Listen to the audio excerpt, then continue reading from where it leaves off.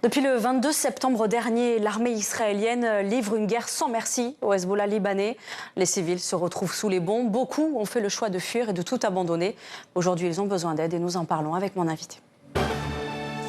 Bonsoir Esther Melkonian. Bonsoir. Bienvenue sur le plateau de TV Monaco. Alors vous êtes franco-libanaise, oui. Vous avez quitté le Liban en 1997. Exactement. Depuis 2006, vous faites partie du diocèse de Monaco. Vous êtes professeur d'instruction catholique à l'école Saint-Charles. Vous êtes aussi vice-présidente de l'association L'Œuvre d'Orient Monaco, qui collabore également avec le diocèse pour venir en aide à cette communauté des chrétiens d'Orient. On va en parler, mais avant on imagine que tout ce qu'il se passe en ce moment au Liban et depuis le 7 octobre dernier vous touche vous personnellement. Exactement. C'est un rappel à l'enfance directe qui est très très dur. On pense que le peuple libanais, c'est un peuple résilient. On a eu cette idée de ce peuple-là.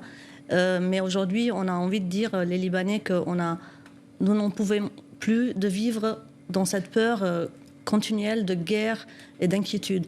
Depuis le 7 octobre, la guerre dans le sud du Liban, elle est ouverte. Oui, parce que ça, on ne le dit pas trop. Il y a quand même des échanges de tirs entre le sud Liban et le nord d'Israël depuis le 7 octobre. Exactement. Et vous avez de la famille sur place actuellement? Alors, j'ai tous mes oncles, tous mes tantes, mes cousins. Et qu'est-ce qu'ils vous disent? Ils ont fui le pays? Alors, ils réfléchissent encore? Alors, ils se sont déplacés plutôt. On ne peut pas dire qu'ils ont fui. Ils se sont déplacés. Ils sont allés dans les quartiers qu'on dit aujourd'hui sûrs. Ce sont vraiment les quartiers chrétiens. À Beyrouth, ils sont restés ceux qui sont obligés encore de travailler parce que la vie doit continuer. Ils essayent. Mais aujourd'hui, le danger, il commence à toucher un peu toutes les régions. Donc, on peut dire qu'il n'y a pas un lieu qui est sûr aujourd'hui. Esther Melkonian, est-ce qu'on craint sur place une guerre civile? Exactement. Dans les prochains jours. Exactement, ça fait depuis quelques semaines. Moi, je suis un peu les infos de Liban et on voit, et il y a cette inquiétude de cette guerre civile qui est un rappel très très douloureux pour nous. Moi, je l'ai vécu toute mon enfance. Je suis née en 78 et je suis née pendant la guerre. J'ai vécu 3 ans au Liban où il n'y avait pas de guerre. Et vous avez connu la guerre, les attentats, la montée du Hezbollah aussi. Ouais. Donc les échanges de tirs, on le disait ensemble, continuent entre Israël et le Hezbollah libanais. On va faire le point, Esther Melkonian, tout de suite sur la situation au Liban sur ces 24 et dernières 48 heures avec Adrien Elek. De nouvelles frappes israéliennes ont touché la banlieue sud de Beyrouth, provoquant un incendie. Une épaisse fumée s'élève dans le ciel obscur. Le lendemain matin, des Libanais se sont rassemblés pour fouiller les décombres.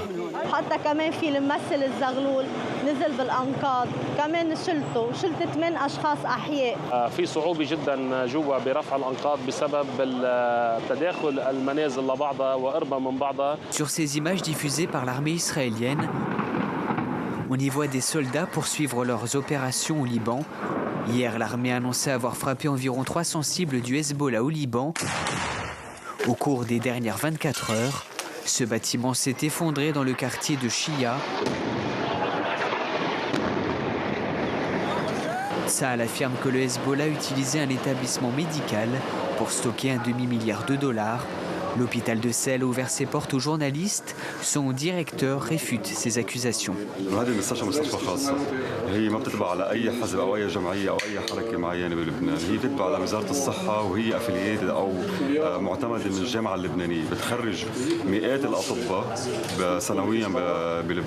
Alors que la résidence privée du Premier ministre israélien était attaquée par des drones samedi dernier, le Hezbollah libanais revendique l'assaut.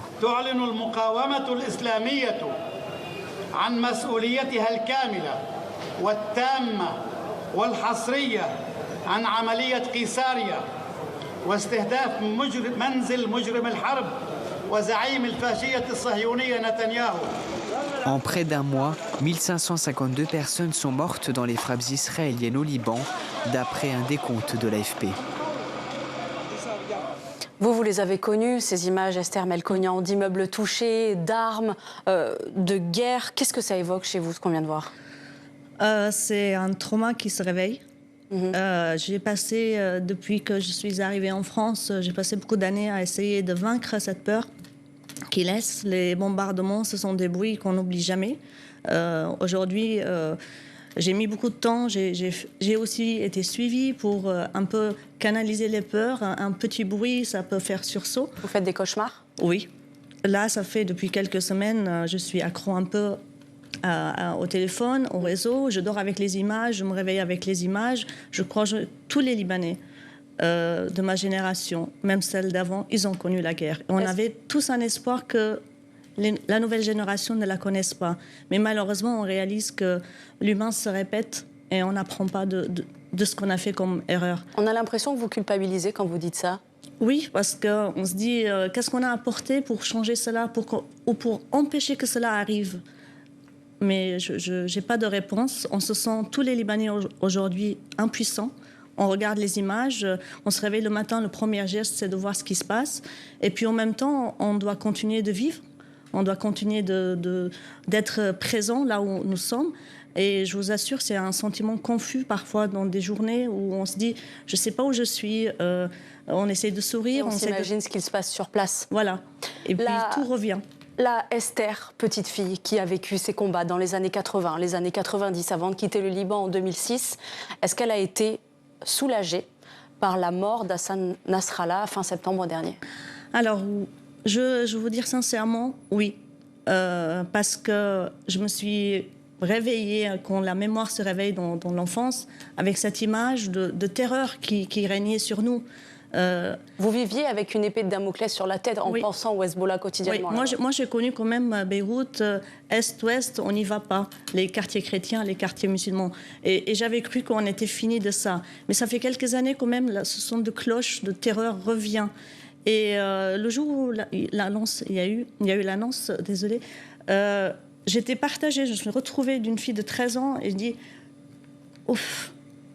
Mais en même temps, l'inquiétude s'est explosée. Parce qu'on sait très bien, ça finira pas. Vous pensez que ça va durer encore longtemps? Oui, et on craint vraiment la guerre civile. Elle est vraiment aux portes. Et on n'a pas beaucoup d'informations, mais il se passe des choses dans les quartiers où les déplacés arrivent. On accueille d'abord les enfants, les familles, mais après, il y a d'autres conflits qui surgissent. Et comme nous avons un gouvernement qui est impuissant... Affaibli, l'institution... Il n'y a pas d'espoir? Il n'y a pas d'espoir.